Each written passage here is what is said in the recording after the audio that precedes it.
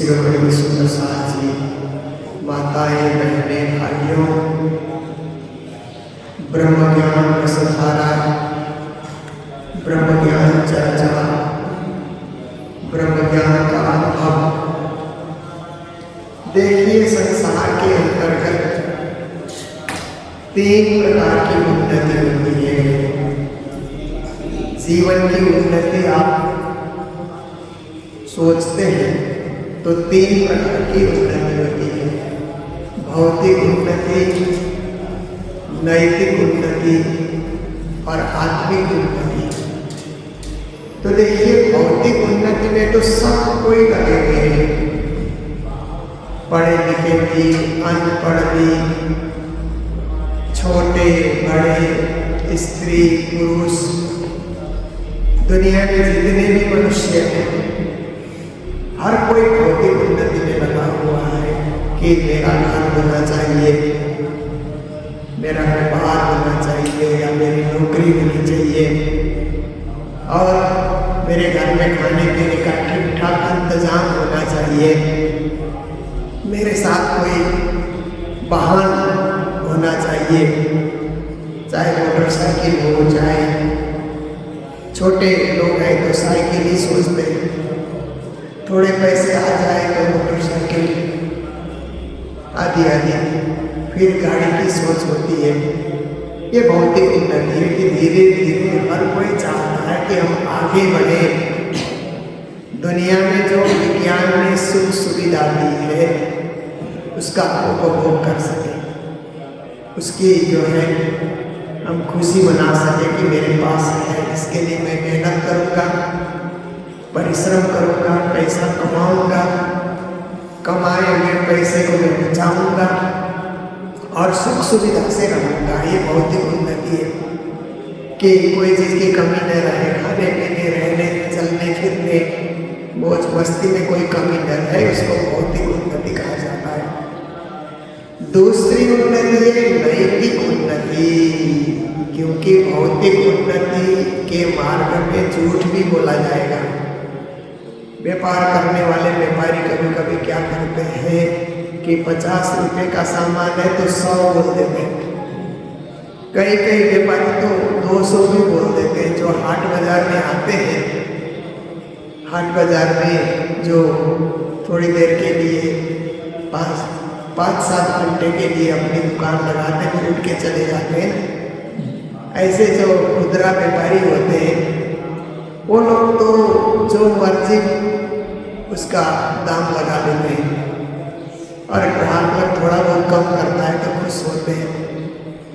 तो 100 का 200 लगाया तो आप देखिए कितना उसने झूठ बोला, क्योंकि 25% तो मुनाफा लेना छूट है। कोई भी चीज़ में 25%, जैसे सरकार भी देखिए ना 18% टैक्स लगाती है ना, GST। ऐसे ही व्यापारी लोग 25% आप करिए, अपने लिए रखिए, ठीक है, पर 100% उसमें कमाई की सोच रखें तो झूठ बोला ही जाएगा। तो इस तरह से व्यापार के क्षेत्र में झूठ है, राजनीति के क्षेत्र में भी झूठ बोला जाता है। ये काम होगा, वो काम होगा, ये काम। कई राजनीति करने वाले क्या करते हैं कि लोगों से पैसा लेते हैं, तुम्हारी नौकरी लगा देंगे, लगाते ही नहीं, पैसा खा जाते हैं, झूठ बोल करके नौकरी लग जाएगी, नौकरी लग जाएगी, कुछ होता नहीं। एक आध की लगती है, सबकी नहीं लगती है। तो किसी का कोई काम फंस गया है तो राजनीति करने वाले बोलते हैं हम सब ठीक कर देंगे, कुछ होता नहीं उनसे। तो इस तरह से राजनीति के क्षेत्र में देखिए, व्यापार के क्षेत्र में देखिए, समाज में भी कई क्षेत्र में देखिए कि भौतिक उन्नति तो हो रही है, परंतु नैतिक उन्नति घट रही है कि लोग झूठ बोल रहे हैं, चोरी कर रहे हैं, बदमाशी कर रहे हैं, एक दूसरे के साथ आपाधापी कर रहे हैं। तो ये सब क्या है कि नैतिकता की कमी से। इसलिए हमारे शास्त्र कहते हैं कि नैतिक उन्नति में ध्यान दो कि आप नीतिवान बनो। आपके पास एक प्रिंसिपल होना चाहिए कि मैं ये करूँगा, ये नहीं करूँगा, ऐसा एक सिद्धांत आपके पास होना चाहिए।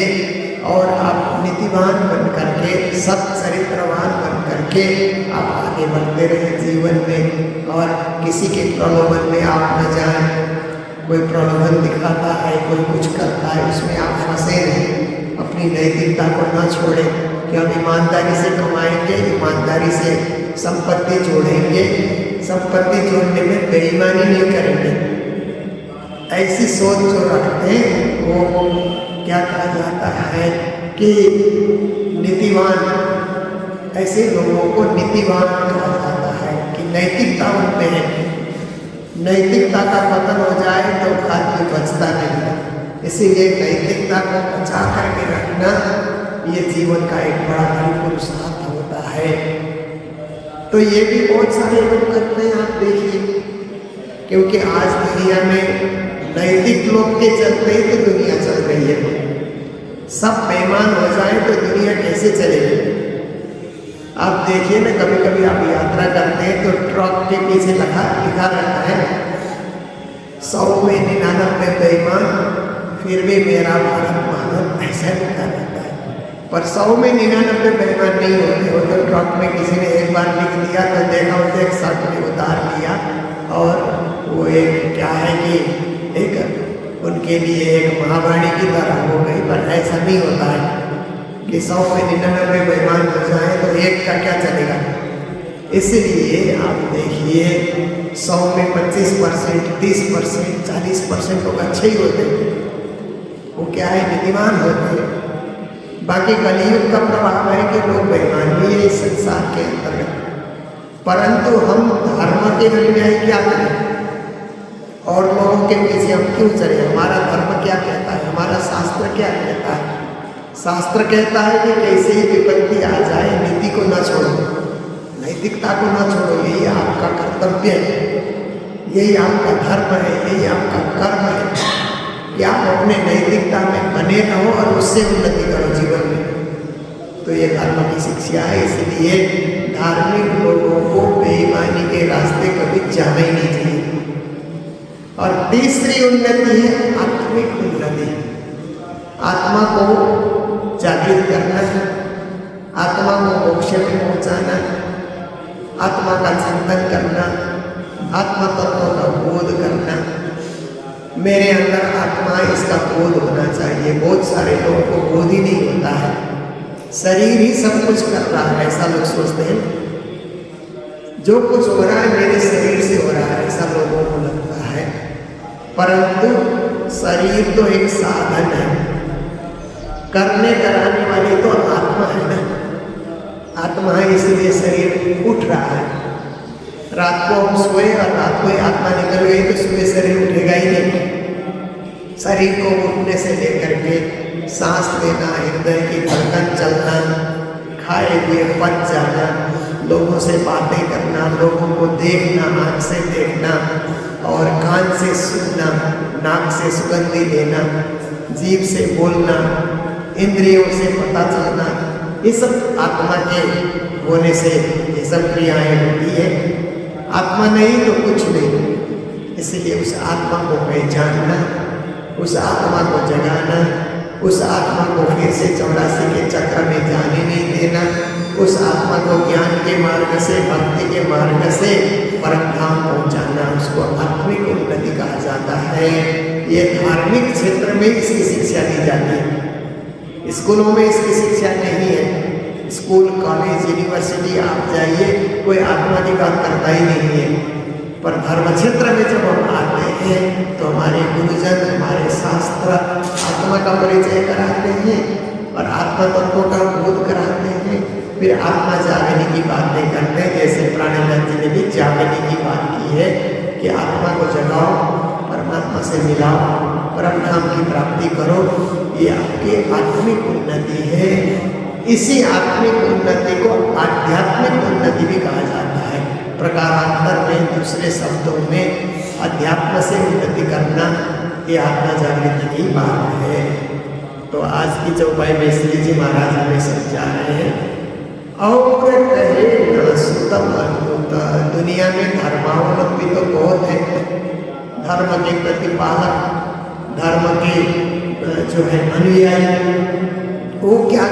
हैं कि आत्मा की उन्नति की बात की जाए तो कहते हैं कि ये संसार तो नाशुद्ध है, नश्वर है, नाशवान संसार है, वैकुंठ में आत्मा की मुक्ति होगी। ऐसा करके बहुत सारे लोग, अधिकांश हिंदू समाज में आप घूम घूम करके देखिए तो वैकुंठ की मुक्ति को सर्वश्रेष्ठ मुक्ति कहा जाता है ना। 4 प्रकार की मुक्ति वहाँ मिलती है ना, सारूप्य मुक्ति, सारूप्य मुक्ति, सायुज्य मुक्ति, सामीप्य मुक्ति, ऐसे करके 4 प्रकार की मुक्ति वहाँ पर मिलती है। तो उसी को मोक्ष करके माना जाता है। परंतु वैकुंठादि लोकेषु गमनागमनम प्रभु, वैकुंठ आदि लोकों में भी आवागमन लगा हुआ है, स्वर्ग में भी आवागमन लगा हुआ है। तेतम मुक्त्वा स्वर्गलोकम विशालम क्षिणे पुण्ये मर्त्यलोकम विशन्ति। स्वर्ग वैकुंठ में भी पुण्य समाप्त होने के बाद, पुण्य क्षय होने के बाद फिर मृत्यु लोक में लौट कर आना पड़ता है, ऐसी बातें लिखी गई है। तो कोई ऐसा धाम हो कि जहाँ से लौटना ही नहीं पड़े, आना ही नहीं पड़े, अखंड होकर के उसी धाम में हम बने रहे सदा सदा सदा सर्वकाल, तो 3 पर लाभ। ऐसी बात करें तो धर्मावलंबी कहते हैं कि उससे आगे जाना है तो शून्य मकान, निराकार, वही आत्मा की मुक्ति है। निराकार में जाकर के आत्मा को शांति मिलती है, दृढ़ता मिलती है और शून्य में विलीन हो जाना, अपने अस्तित्व को शून्य में विलीन कर देना। जैसे बुद्धिज्म में, जैनिज्म में आप देखिए तो मोक्ष उसी को कहा जाता है कि अपने अस्तित्व को निर्माण करके, क्या है कि जो शून्य में, निराकार में, उसको निराकार से ही हमारा आना हुआ, निराकार में जाकर के लय हो जाना, तो उसी को संन्यास मत में भी मोक्ष कहा जाता है।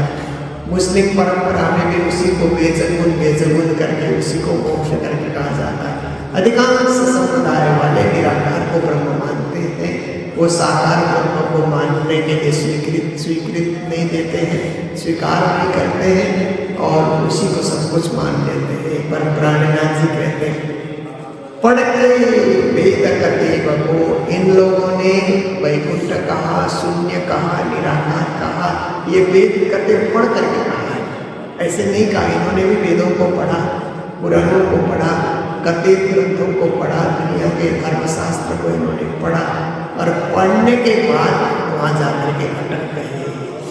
जैसे आप देखिए ना, स्कूल की पढ़ाई करते हैं तो कई बच्चे मैट्रिक में जाकर के अटक जाते हैं ना, फिर उनको पूछो कितना पढ़े हो तो कहते हैं अंडर मैट्रिक, ऐसा करते हैं ना, बस वहीं तक उनकी पढ़ाई हो गई, वहाँ से आगे नहीं बढ़े।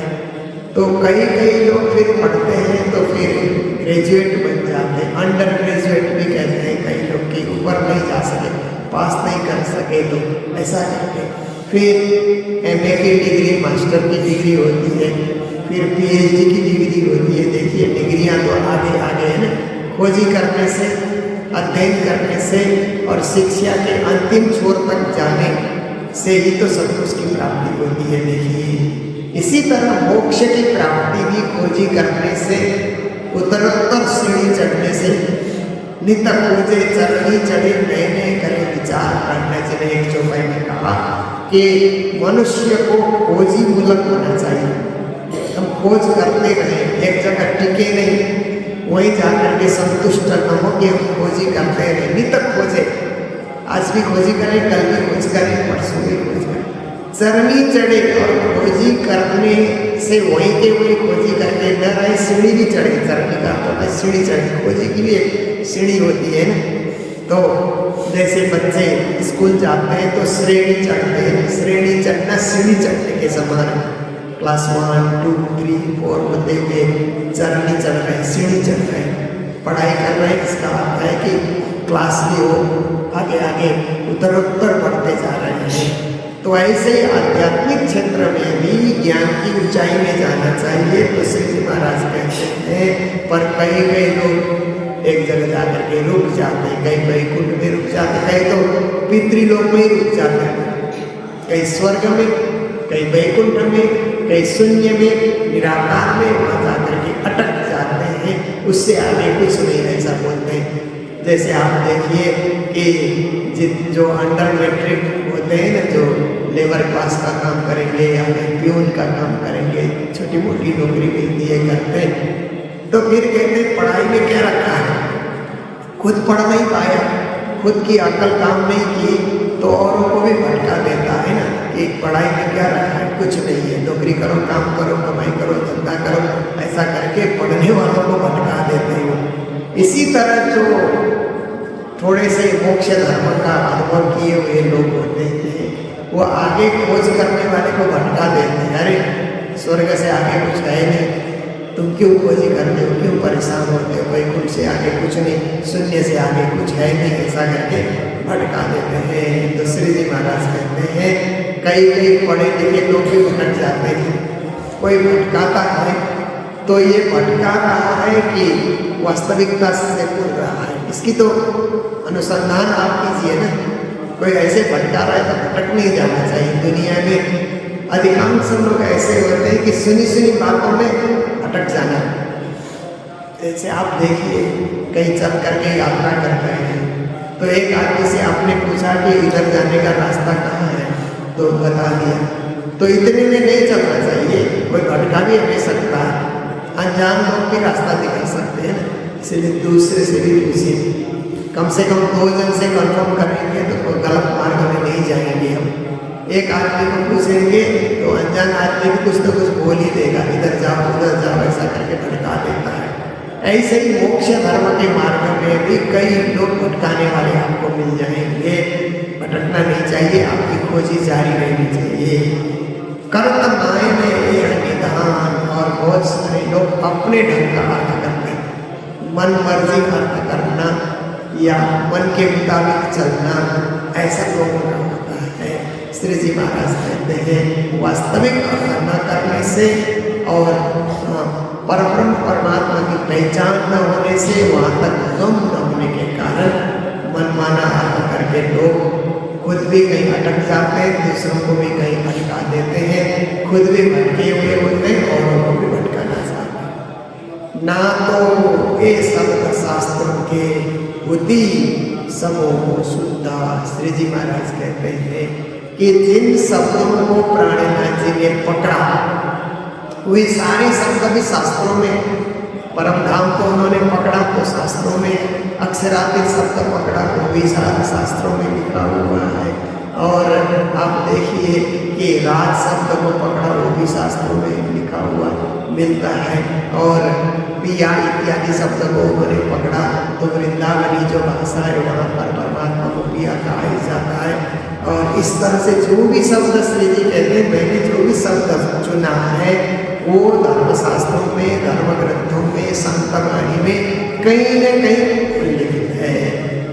बुद्धि सबों को शुद्ध, और लोगों को भी पता है कि ये शब्द यहाँ पर है, तो भी पकड़े नाम कान सुनने को, परंतु उन शब्दों का जो स्थान कहाँ है, शब्द तो सब एक जैसे हैं, परंतु उसका स्थान कहाँ है। आप विद्यालय जाते हैं तो विद्यालय का उदाहरण क्या है कि एकदम उपयुक्त उदाहरण होता है, एकदम फिट हो जाता है विद्यालय का उदाहरण, कि विद्यालय जाते हैं तो पूरा विद्यालय एक जैसा दिखता है, परंतु क्लासरूम में आप प्रवेश करते हैं तो अच्छा ये तो कक्षा 5 है, कक्षा 6 है, 7 है करते हुए 11, 12 करते हुए आप देखिए वहाँ कक्षाएं हैं विद्यालय में। बाहर से देखो तो बिल्डिंग एक ही है, परंतु अंदर अलग अलग कक्षाएं हैं और अलग अलग प्रकार की शिक्षा दी जाती है, उत्तरोत्तर शिक्षा दी जाती है, ज्ञान का विकास की बातें वहाँ पर होती है।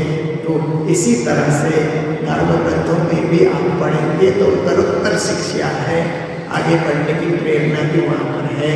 तो श्री जी महाराज कहते हैं मैंने भी जिन शब्दों को चुन करके परमधाम की परिभाषा की वो शास्त्रों से ही लिया है, अलग से मैंने कोई सृजना नहीं की है, परंतु पंडित लोग, ज्ञानी लोग उसको पकड़ नहीं पाते, तो भी पकड़े लाभ कान सुनने को, इतना कुछ सुन करके भी वो शून्य को ही सब कुछ मानने के लिए तैयार है। ऐसी जीवों नास्तिक बुद्धा, ऐसे जो जो जीव सृष्टि है जगत में, नास्तिक बुद्धि जिनके अंतर्गत है, नास्तिक बुद्धि का अर्थ होता है उससे परे आस्था ही नहीं रखना। जहाँ तक है वहीं तक आस्था रखना, आगे की आस्था में विश्वास ही नहीं रखना, उसको भी नास्तिक ही कहा जाता है। नास्तिक की कई परिभाषा आप लोग कर सकते हैं। तो आस्था रखने वाले तो आस्था की ऊंचाई में जब तक नहीं पहुँचेंगे, चरम बिंदु तक जब तक नहीं पहुँचेंगे, तब तक उनको संतुष्टि नहीं होगी। खोजी करते रहेंगे, नितक खोजे चरनी चढ़े, नए नए करेंगे चार। चरनी चढ़ने के बाद, सीढ़ी चढ़ने के बाद भी वो संतुष्ट नहीं होंगे। नए नए विचार, नए नए चिंतन, नए नए दर्शन, उस चीज़ की वो खोज करते रहेंगे जब तक परब्रह्म की प्राप्ति और उनके चरणारविंद की प्राप्ति नहीं होती। उनके चरणों में एकाकार होने का जब तक मौका मिलता है, उनकी खोजी कभी पूरी नहीं होती है। और हम लोगों का सौभाग्य कि इतनी खोजी हमें करने नहीं पड़ी, हमें सदगुरु ने और प्राणनाथ जी ने खोजी करके बता दिया, और हमारे माता पिता ने बता दिया, हमको कुछ करना ही नहीं पड़ा। पका पकाया, जैसे आप देखिए ना कि पिता जो होता है वो बहुत मेहनत करता है, मेहनत करके पैसा बचा करके एक मकान बनाता है, अच्छा मकान बनाता है, तो लड़के को मुफ्त में घर मिल जाता है। बाप ने घर बनाया तो बाप जब बूढ़ा होता है तो कहता है बेटा ये तेरे लिए मैंने बनाया है, तेरे को और मकान बनाने की जरूरत नहीं है, ये मैं तेरे को सुपुर्द कर देता हूँ। ऐसा जब बाप बोलता है तो लड़के को तो मुफ्त में मिला, तो मुफ्त में मिलने से उस लड़के को मुझे मुफ्त में मिला ऐसा करके दुरुपयोग नहीं करना है। मुझे मेरे पिता ने दया करके, कृपा करके मुझे एक बख्शिश दिया है, तो इसको मुझे सजाना है, इस घर को और सुंदर बनाना, सजाना, संवार करके रखना, ठीक ठाक रखना, ये मेरा परम कर्तव्य होता है।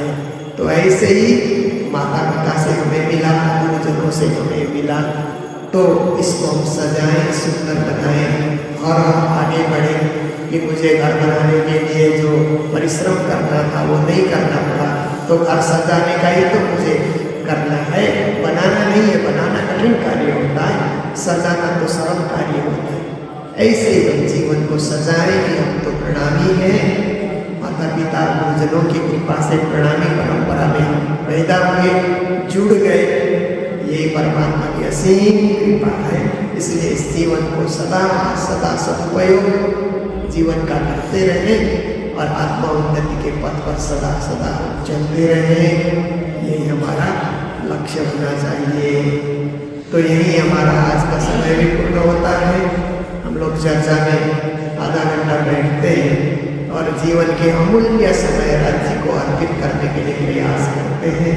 और चर्चा में जितनी देर हम बैठे यहाँ जो हम श्वास ले रहे हैं, ये श्वास भी हमारे सफल हो रहे हैं, क्योंकि पवित्र स्थान में बैठ करके पवित्र चिंतन करते हुए जो समय हमारा जाता है वो जीवन का एक अमूल्य समय होता है, और वही समय हमारा सार्थक होता है। श्वास सफल सो जानिए जो गए प्रभु वचन की माय, और श्वास यूं ही गए कर कर को पाए। संतों ने कहा श्वास वही हमारे सफल होते हैं जो परमात्मा की भक्ति में जाते हैं। बाकी श्वास तो हम ले रहे हैं, छोड़ रहे हैं, उसका कोई अर्थ नहीं है।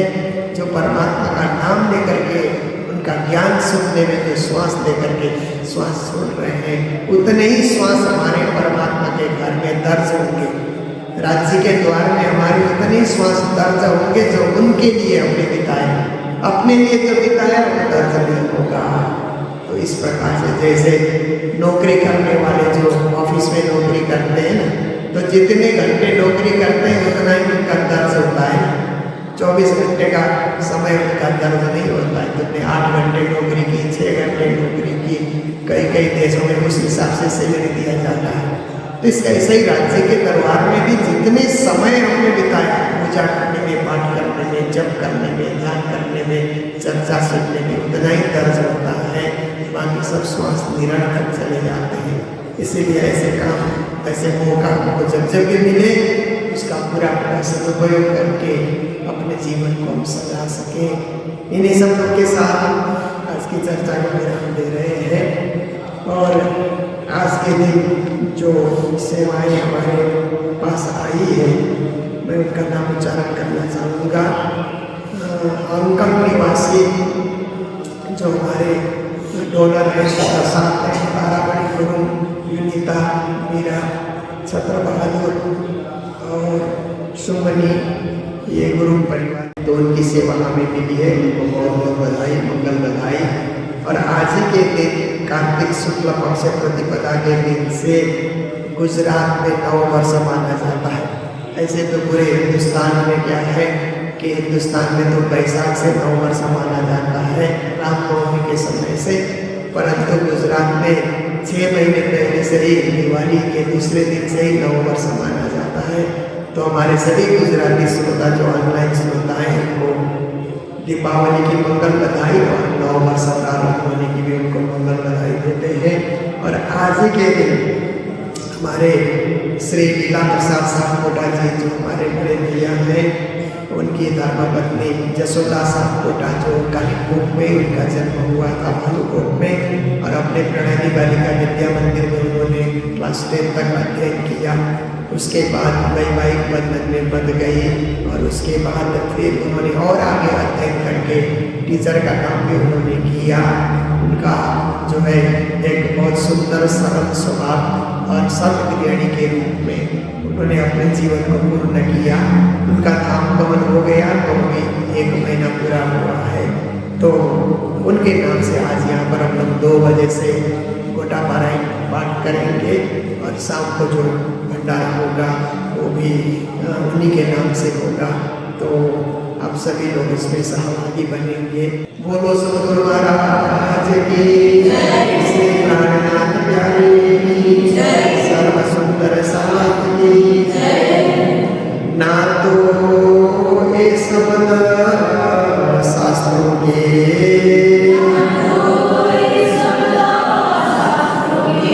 बुद्धि सबको सुधा,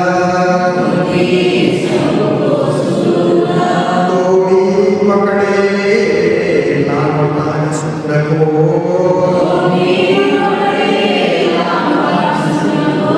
ऐसी जीवन नास्तिक बोध,